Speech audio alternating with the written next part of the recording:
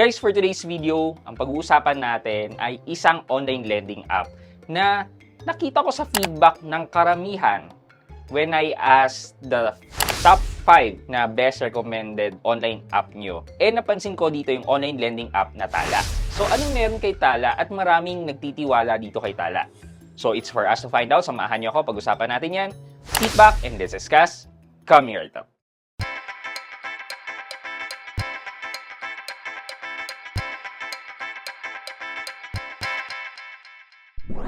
Hi guys, this is Pat and you're in Pat Quintos Review TV. So if you're new to my channel, I do reviews about personal finance na meron akong experience at ginawa ko na ng videos and playlists na makikita nyo dito sa taas. At kung bago kayo dito sa channel ko, you may want to consider subscribing to my channel. So, magbigay muna tayo ng brief background about Tala and then tsaka natin i-check yung interest rates, yung reviews, calculation, and how does Tala compare with other online lending app. And kung may nagbago na ba sa kanya. Okay, so simulan muna natin, punta tayo sa website ni Tala. So sabi dito, sa Tala, buo ang tiwala. Almost 5-star review siya. Oh. Kahit anong pass mo, welcome ka. Kahit walang credit score, pwedeng pumiram. At least, hindi sila ganun nagre-rely sa credit score daw. Okay. Yan, over 8 million global customer who trust Tala. Actually, di lang naman dito sa Pilipinas yung Tala ay. Worldwide na financing company siya. Instant access to credit. Apply and borrow money in minutes. Yan, pay bill and transfer money, grow loan limits up to 25,000 daw. Safe and trusted. 90% of people in a recent survey said their ability to manage finances improves after using Tala. We don't know. Sabi nila kasi yun. So, punta na tayo sa Google Play Store. Doon tayo tumingin. And i-check natin yung Tala. So, ito yung mga sinabi ko kanina. Borrow up to 25,000 with only one valid ID daw. Increasing limit, affordable. Ito yung all-in fees as low as 5 pesos per day daw. Based on a starting amount of 1,000. So, kung quickly i-calculate natin yan, 5 divided by 1,000, that would give us 0.5% times 365 days. It would give us around 183%. Parang may nakita na akong ganito. Si Peso Ready yata yung 182%, parang ganun. Pag kasi talaga guys, kapag nilalagay nila per day, kala mo kasi talaga mababa na yung interest eh. Parang, di ba, sa mga karaniwan tao, 5 pesos per day lang yan. Pero kapag kinumpute mo na siya overall, medyo malaki na rin yung interest actually. Borrow again, get instant approval after repayment daw. Punta tayo dito sa About This App para makita natin yung sample calculation nila. Yun lang, meron daw silang processing fee na 4% of the borrowed amount and then yung daily service fee nila, which is 0.43% to 5% per day as what we have computed a while ago.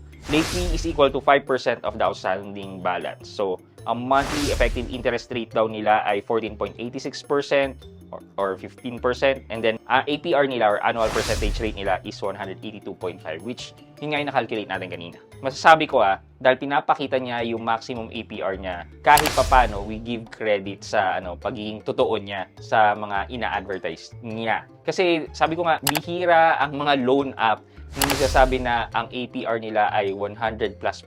Kasi diba, para sa ating mga Pilipino, yung 5-6 na nga lang, nalalakihan na tayo. What more, itong 180%, diba? So, let's move on. Wala pala siyang binigay na calculation. Dito lang tayo tumingin ng calculation sa sa mga customer feedback. Sa 689K reviews, ang dami 4.7 star siya. Tingnan natin tong review na to. The approval is fast, but the deposit of money to account takes forever. I would not recommend this app for emergency payment because their system is too slow. Customer service takes forever to reply. Overall, a really bad experience. Up until now, I still wasn't able to receive the money. The money is too slow that I want to cancel it together. Oh, ito naman. I had a successful loan once. I paid my balance a month ahead of the scheduled deadline. After that, I tried to reloan. It was submitted successfully. Suddenly, after a few seconds, a message popped up saying there's a problem sending your loan. It's been 3 days now and no one's answering my emails. Useless customer service, bagya. So meron ako ditong calculation. Yung amount na ni-loan is 1,500 and then meron daw service fee. Service fee ang tawag nila talaga pero alam ko interest to eh. So ang interest dito ay 420 so 1920 nga. Okay. So yung 420 i-divide natin to sa number of days dito sa tenure na to na napili. This is 56 days. So, divided by 56 days, lalabas na 7.5 pesos per day. I-divide natin to by 1,500, lalabas na 0.05% nga per day. And then, yun nga, kung i-multiply natin ito ng 365, and then that's true enough, that's 183% ang annual percentage rate niya. So, hindi nagkakalayo talaga yung na-experience ng mga customer versus sa ina-advertise nila. So, for me, medyo check sila doon. Okay, pero kung tatanungin niyo ako yung interest ba, okay ako? Well, hindi. Never magiging okay ang 100% na interest. So now, the question is, nangaharas ba sila? Okay, so tingin tayo. Usually yan mga rating na 1. So tingin tayo doon. Ito, June 5, I do not recommend this app. I borrowed 2,000. The repayment due date is 15 days from when the loan was approved, and I have to pay back 2,207 pesos. I only got 1,985 pesos due to transfer fee. A total of 10.35 interest for 15 days. Interest ang pinag-uusapan dito eh. Delay in disbursement of loan. So, yun yung mga nakikita kong issue. Deactivation of wallet, OTP. I changed my rating. There's a fraud happening in your app. It's scary. It's been good payer. I received an email that 25,000 was credited in my GCash, but which I didn't initiate the loan. Oh, may ganun daw. Okay, it happened again. I did not receive the transfer. So, parang may problema talaga sa disbursement with Tala. Ito, since 2019 pa daw siya, it was my go-to app. Recently, I paid 5 days in advance of 18K knowing that I can renew right away with no issues. Which is, yeah, sabi dun sa advertisement nila, you can reloan once paid, di ba? But it's now 24 hours and I haven't received my money. Issue is this. Ito, hindi naman siya naka-reload naman siya pero disbursement talaga. So, may problema talaga si Tala in terms of disbursement. So, you have to be careful with that. Kung nagmamadali kayo mag-loan, well, I think you can look for other app na makapag-provide sa'yo agad-agad ng loan versus kay Tala. Kasi based from the feedback, meron nga silang disbursement issue. So with 182.5% or 183%, how does Tala compare with other online lending apps na na-review na natin? Well, ito siya. So previously, nung na-review natin si Tala ay nasa 156% lang. Pero right now, nasa 183 na siya. So, malilipat siya dito katabi ni Peso Ready and Mr. Cash. Tingnan nyo, ito yung mga apps na legit naman pero mataas ang interest. So, tingnan mo, Mabilis Cash, OLP, One Hand, Peso Ready. So, halos magkakaparehas na sila ng interest rate per annum.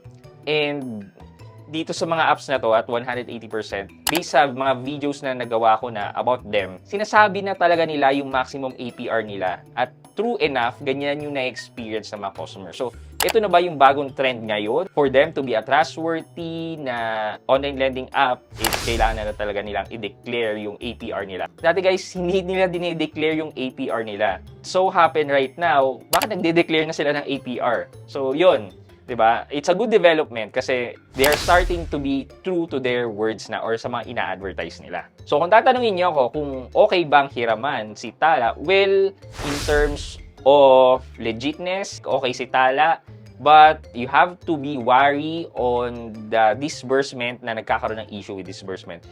In terms of reloan, nakakapag-reloan ka naman, yun nga lang, makapag-reloan ka pero hindi pa darating sa'yo kagad dahil nalilate. So kung hindi ka naman nagmamadali, well, go ahead if you want to loan with Tala. Just a reminder, Tala charges 182% APR o 5 pesos per day lang daw ang interest rate ni Tala. Okay, for our question of the day. Mas madali ba kayong mahikayat kung nakikita nyo na small amount lang ang charge na interest rate sa inyo? Sabihin sa inyo na 5 pesos lang ang interest rate per day. Mas madali ba kayong mapapa-oo dyan? O you still take time to review yung loan nyo? Let me know sa comment section sa baba at may chance kayo manalo ng 1,000 pesos sa ating weekly GCash giveaway. And syempre, huwag nyo kalimutan maglagay ng hashtag Road to 100K sub for your chance na manalo sa ating monthly cellphone giveaway until we reach the 100K subscriber milestone. And guys, malapit na tayo mag 100K. Abangan nyo, meron akong i-announce na mas special na pa-premyo once we reach the 100k subscriber milestone.